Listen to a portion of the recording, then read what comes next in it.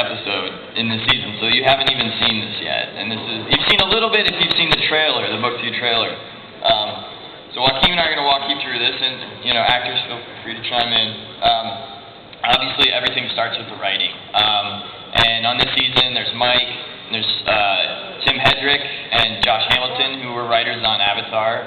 They're veterans of this world, and me as well. I worked with them on the writing.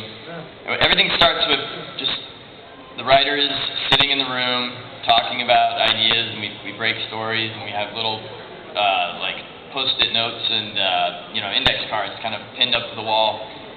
From my perspective, they look like crazy people. There's it looks like crazy scribblings on the wall when I walk in there. I'm like, what are you guys doing? And then we turn that into a premise, which is about our premises are pretty long. It's supposed to be about 1 page, but ours are about 5 pages. And then that gets turned into an outline and kind of breaks down each sequence, what's going to happen. There might be little snippets of rough dialogue, just kind of the idea in there. So this short, you can see how this short little, snippet will turn into this whole sequence. Then that outline gets turned into a script, which goes through many drafts. There's a table draft, the first draft, or maybe I think the first draft comes after the table draft, which is weird, or maybe it's the other way around. There's a record draft, animatic draft. There's just all these drafts. And just to go back to the premise real quick, that's something that the director will look at and just start being able to formulate sort of what their ideas are going to be for the show. So it really helps in sort of getting the ideas down early. So you can see that now the final dialogue is plugged in here, and then you have the action direction in between, and it tells you the location, time of day, and those numbers on the side are that's what line number that is in the show. There's little direction for how we want them to read it, like yelling after her, Jinora, be careful, because we're imagining she's going to be further away, that kind of stuff. And then from there, the next thing we do is the dialogue recording. So nothing's been drawn for the episode usually at this point, and that's when we bring in our great cast. And when we can, we bring them in together. But the luxury of doing voiceover work is, you can kind of create an illusion that these characters are speaking to each other. A lot of times they're not even recorded in the same week, or even the same city. And in the scene that you're going to see, we've got the great Kiernan Shipka, who plays Jinora, who's also on Mad Men for any adults out there. And we have Janet Varney, the lovely Janet Varney here, Kora as always, and D. Bradley Baker in this particular scene. D, the man of 1,000 voices. He's for years done all our animal characters. He also played Tarlock in book 1, which is so weird because he's the nicest guy in the world. But man, can he play a sleazy politician really well. So in this scene, he does a lot of our extra voices. And then you're going to hear their dialogue later, so we'll get to that. And then we take that script, and the production staff breaks it down. They read through the script, and they're like, we've never seen this location before. We need to design that. We haven't seen these spirits before. Those need to be designed. Do we need changes to the main characters? Do we have any props that they're interacting with? Are there special effects that we need to design? So all of that stuff gets designed. In this case, it's a pretty simple little sequence we chose, but you'll see how complicated that is. So we have a stock design of Kora. We've done it in the past, so we could just reuse it. Stock design of Jinora. Although for book 2, we made her a little bit taller. A little bit of time had passed. And then there's a spirit just passes by for one shot. That thing has to be designed. It's got to go through approval, cleanup. And then this was a first pass from our designer, Christy Sang, who we mentioned earlier. She turns in a rough. I'm the art director on the show, so I take it. In this case, I gave some notes on it. I said, it's looking a little too cartoony. I wanted it to be a bit more of a realistic, anatomical, butterfly character, but a little bit kind of a spirit. So she took this other pass, and this thing starts as a flower and then turns into this butterfly. So we have to design the before and after. And then here you can see the cleanup. So then she goes in and does really nice clean lines so that this model can be easily colored. And again, this is for a character that's going to be on one scene. Yeah, a couple of shots. Yeah, and it's really time consuming. And you've got to describe the pattern to the animators, keep everything consistent from different views. It's crazy, a ton of work. And this was her first pass on these meerkat prairie dogs, which is funny because meerkats and prairie dogs look pretty similar already. The writers kind of cracked me up with that one. But I said it should look a little bit more like meerkats, so you can see my revisions here. And then she did the revisions and the cleanup, and you can see their final models there. And in this case, this was kind of rare for us. We wish this was the case on every episode, but we actually had a piece of concept art done ahead of time. Usually we're months behind on design. And Frederick Stewart, a great painter that works on our show, had done this awesome concept that he came up with completely for how he thought the spirit world could look. And we just loved it so much that we thought, oh, it'd be great to just set this scene there. So we retroactively, then we had the black and white design extrapolated from that. So we did this from his work. And then we go into Joaquim's department. As co-executive producer, he heads up the whole storyboarding side of things, which on our show is a big, big endeavor. And in this case, it was some artists from Studio Mir that did the storyboards for this scene.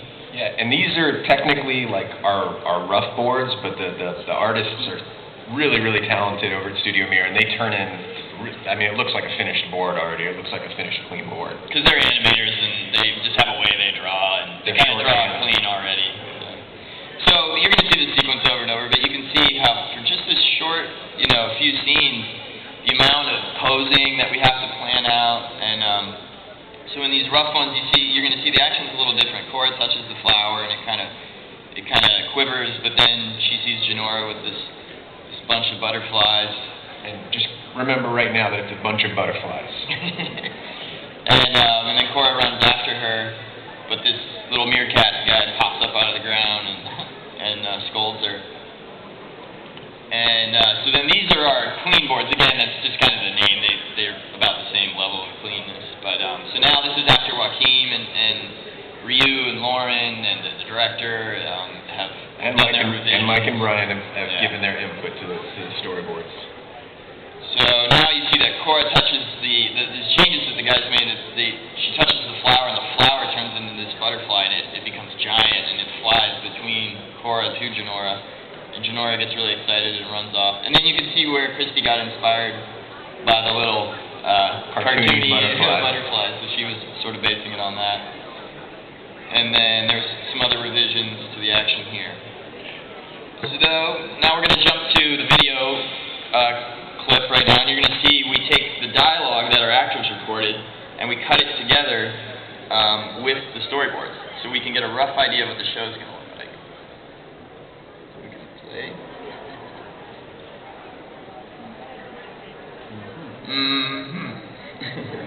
Good, it's coming. Don't worry.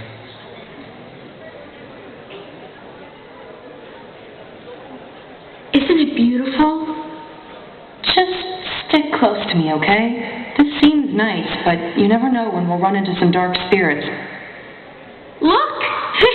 It's like it's made of jewels. The spirits are so much more beautiful in their own world than they are at home. Janora, be careful!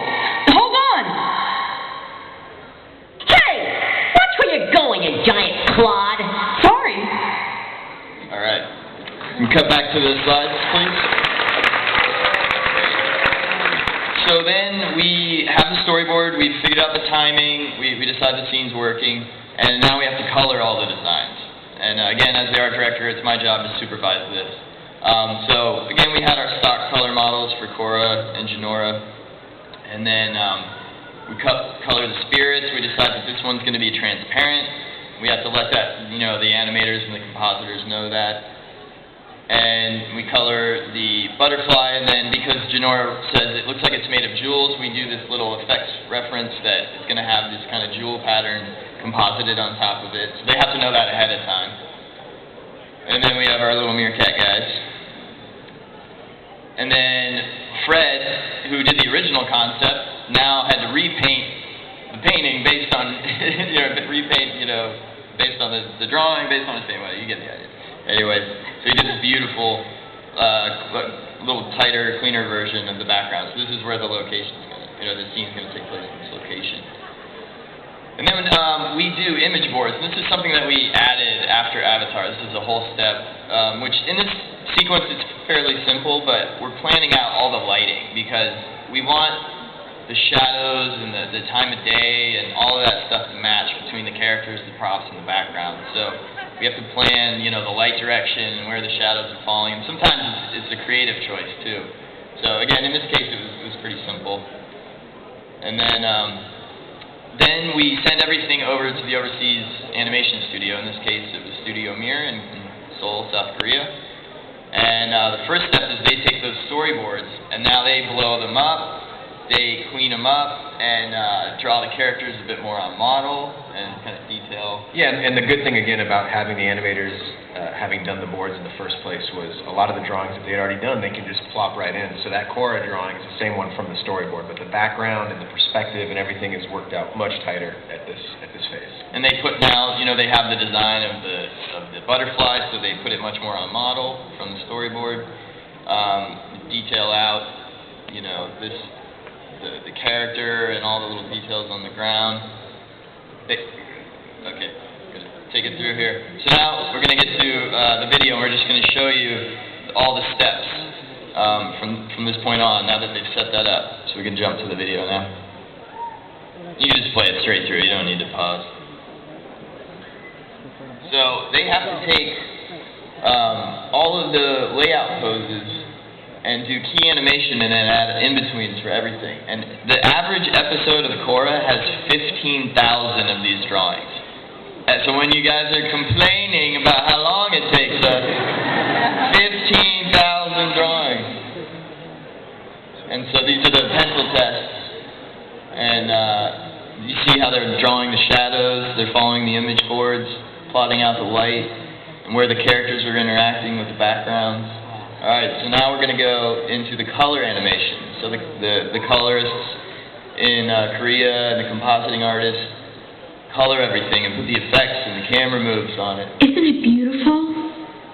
Just stick close to me, okay? This seems nice, but you never know when we'll run into some dark spirits. Look! It's like it's made of jewels. The spirits are so much more beautiful in their own world than they are at home. Tenora, be careful! Hold on! Hey! Watch where you're going, you giant clod! Sorry. And then now we get this back and we give it to our sound design and our Foley artists. And all the sounds have to be created.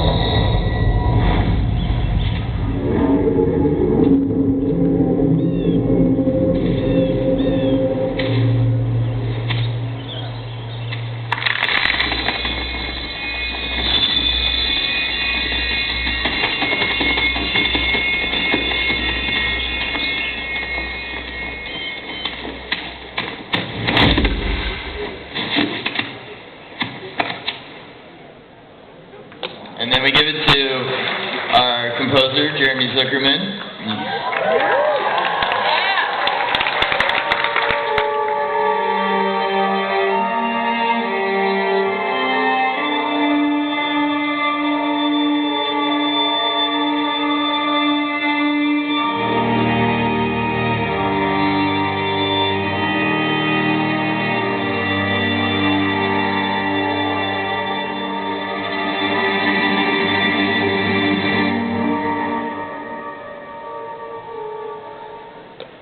And then we mix it all, and we do the color correction. In this case, the footage wasn't much different, and this is the final picture and final mix.